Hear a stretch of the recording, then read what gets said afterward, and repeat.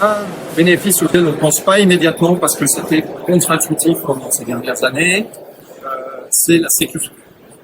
Aujourd'hui, installer son logiciel sur un environnement SaaS protégé par un grand hyperscaler permet d'avoir ces données, ces processus dans un environnement extrêmement sécurisé puisque les hyperscalers aujourd'hui ont des moyens pour sécuriser leurs installations qui vont bien au-delà de ce qu'on est capable de faire quand on est un industriel sur ce processus.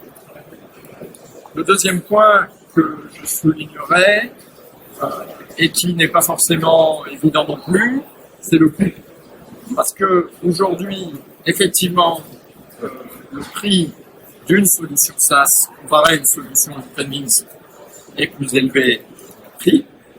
En coût total de possession, il est finalement assez inférieur parce que le SaaS prend en charge un certain nombre, une grande partie des coûts qui sont des coûts d'infrastructure pour installer une solution. Et ces coûts peuvent être modulés de manière très simple en fonction de la capacité qui est nécessaire, beaucoup plus que quand on est en premise, où il faut ajouter, enlever un serveur, etc. Alors que là, c'est juste, j'achète de la capacité, je réduis en termes de capacité, mais aussi en termes de fonctionnalité aujourd'hui. Comparé à un logiciel que vous installez sur un serveur, où vous installez toutes les fonctions. Quand vous achetez une solution SaaS, vous pourrez beaucoup plus choisir les fonctionnalités que vous voulez activer ou désactiver.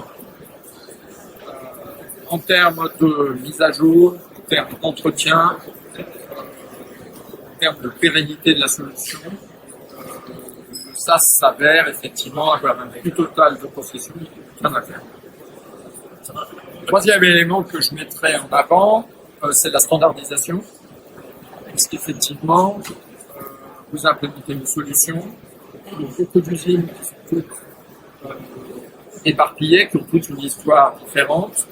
On s'aperçoit à quel point il est difficile de standardiser les pratiques.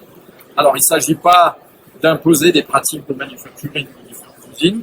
En revanche, d'avoir les mêmes indicateurs pour les différentes usines et mesurer chacune de la même manière qui permet effectivement de les comparer et, comme on dit, ce qui se compare s'améliore.